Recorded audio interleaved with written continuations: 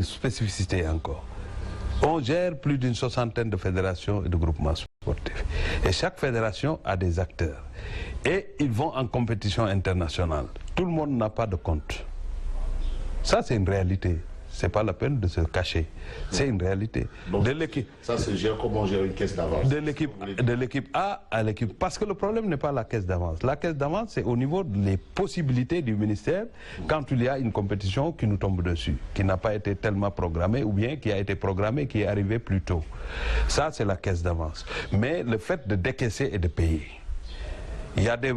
Si c'est une fédération, l'État, le ministère des Sports ne paye pas directement. Ça quitte le trésor pour aller au niveau de la caisse de la fédération.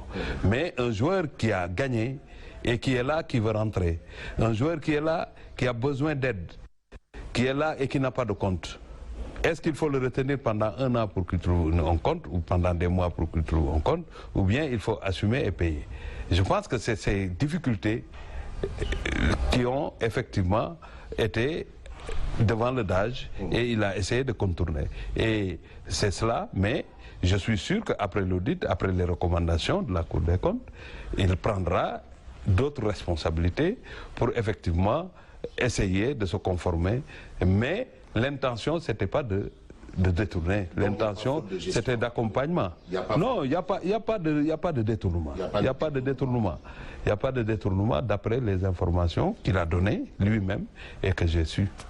Mais monsieur le ministre, quand même, il est reproché, on pourrait reprocher, autant pour moi, il faut utiliser le temps qui sied à monsieur le ministre d'avoir emmené avec lui son véhicule de fonction de ministère, ce qui a poussé à celui qui l'a remplacé à la tête du ministère de louer un véhicule, mais à prix fort.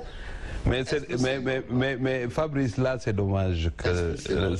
C'est dommage. Le ministre, je ne suis jamais allé avec le véhicule du ministère des Sports. Ah bon? Le véhicule que j'ai, c'est un véhicule du parc présidentiel.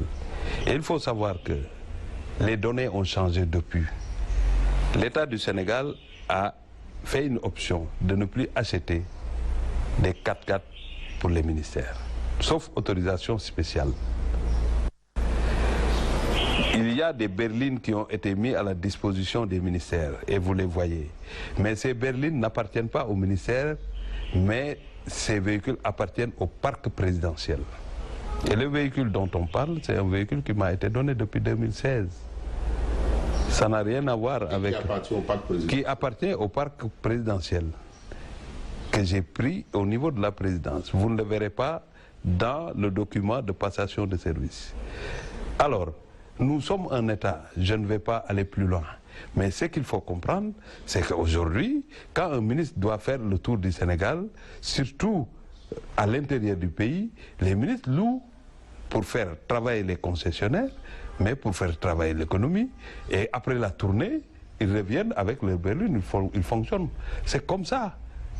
Maintenant, les textes, ce n'est pas comme avant où on achetait 5 voitures qu'on mettait à la disposition des ministres. Le président de la République, pour éviter les dépenses, le fonctionnement de l'État, réduire drastiquement le fonctionnement de l'État, a pris l'option de ne pas payer tout le temps des voitures où on doit mettre un fonds pour l'entretien, un fonds pour le carburant, un fonds pour ceci, pour ceci. Et l'État gagne des milliards. C'est ça l'option de l'État.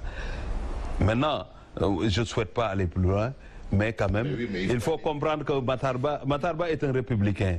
Moi, je n'ai pas besoin, je n'ai pas besoin, mais Fabrice, il faut comprendre que nous sommes un État.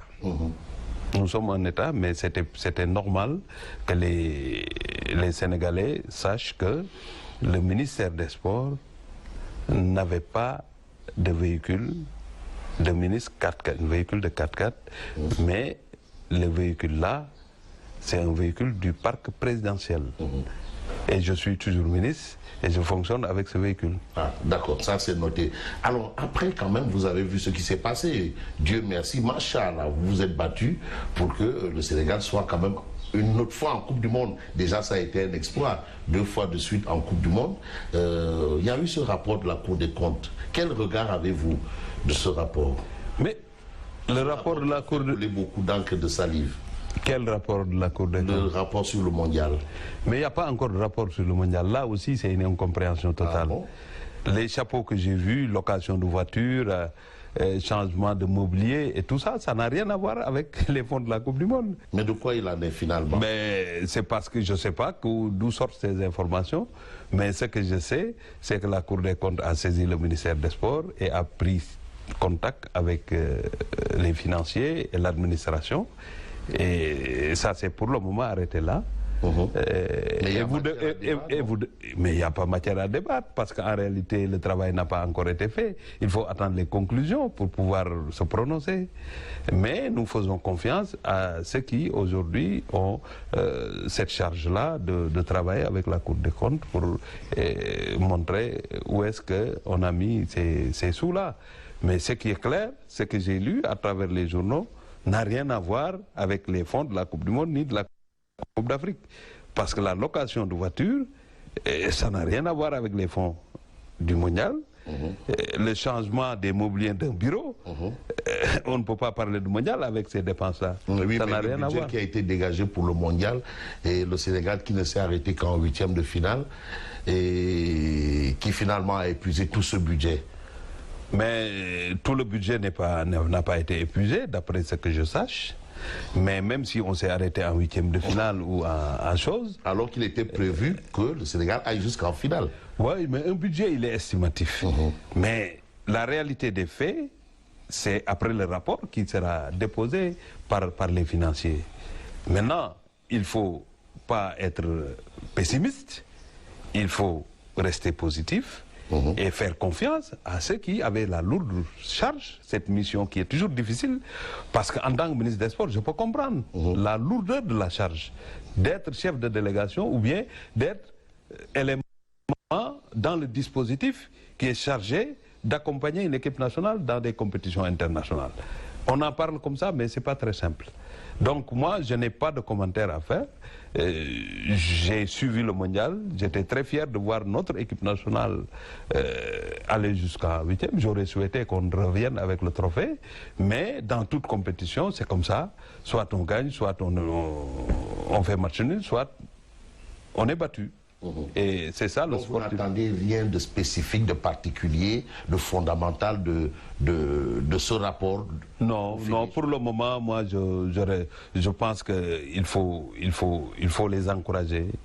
Il faut comprendre que c'est des Sénégalais qui ont travaillé pour le pays et qui, aujourd'hui, nous soumettons à ces rigueurs de vérification de la Cour des comptes.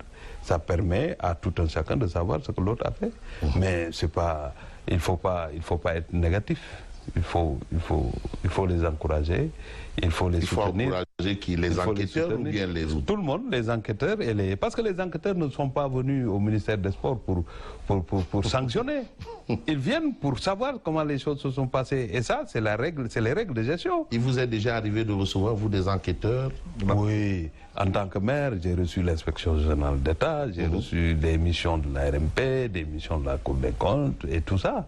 Ce n'est pas nouveau. Tous les gestionnaires, que ce soit ministres, que ce soit ceux qui ont une gestion directe des fonds, reçoivent tous les jours des missions. D'ailleurs, je dois relever que la Cour des comptes ne vient pas qu'au ministère des Sports. C'est plus d'une trentaine d'établissements publics et privés, publics, que la Cour des comptes doit auditer. Ça, c'est une mission régalienne. Et ça se passe tous les ans. Et ça se passe partout. Les rapports qui sortent, chacun assumera ses responsabilités, mais c'est des rapports qui visent à améliorer la qualité de gestion des fonds publics. Il n'y a pas autre chose. Pourquoi ça fait un tollé? Parce que le ministère des Sports est un ministère où la pression est permanente. Les gens parlent beaucoup du ministère parce qu'il y a une visibilité de ce ministère.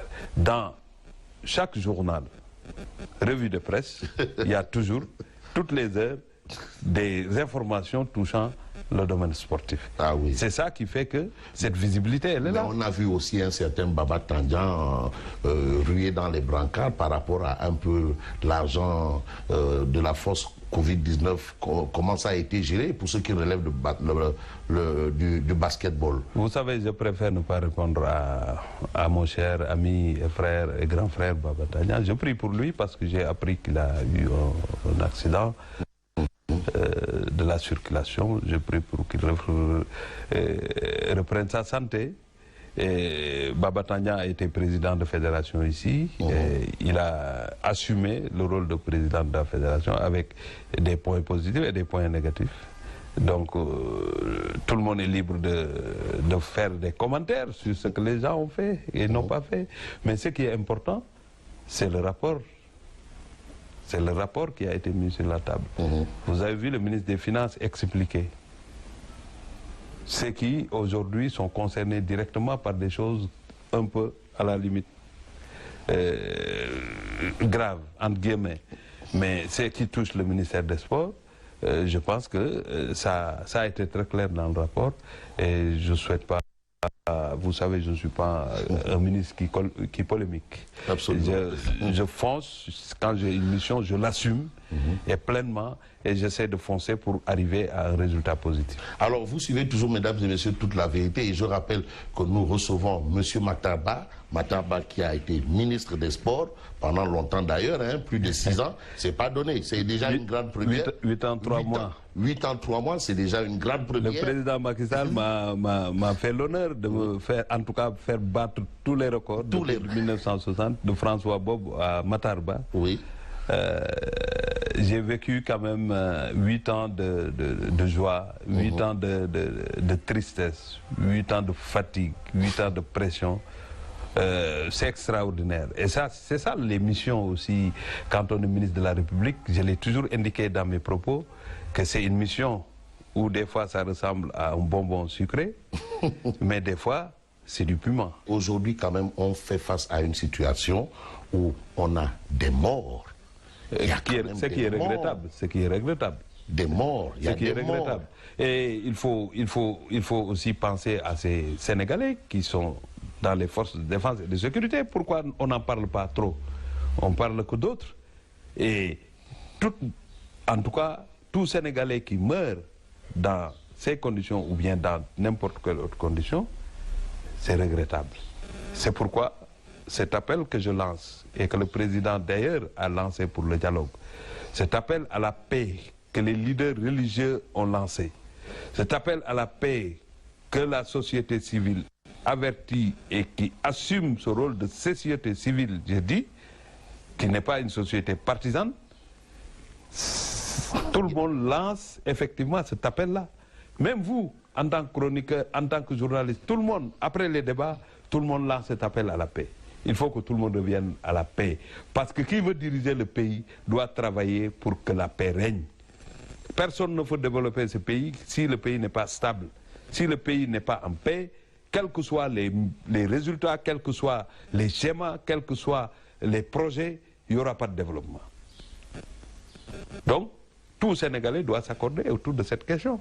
Les divergences, ça se règle après. Mais on ne peut pas continuer à brûler ce pays, à compter des morts. Mais justement, est-ce qu'il est aujourd'hui nécessaire d'ouvrir une enquête et de situer clairement les responsabilités? Parce que... Mais c'est parce que peut-être nous ne comprenons pas le temps des enquêtes et le temps de la justice, mais les morts, quand il y a mort, il y a forcément une enquête. Même quand il y a un mort quelque part dans les villages, on ne laisse pas les morts comme ça, hein. Il y a toujours une enquête pour situer les responsabilités. Mais dans le cas d'espèces, parce que quand même depuis, je prends l'exemple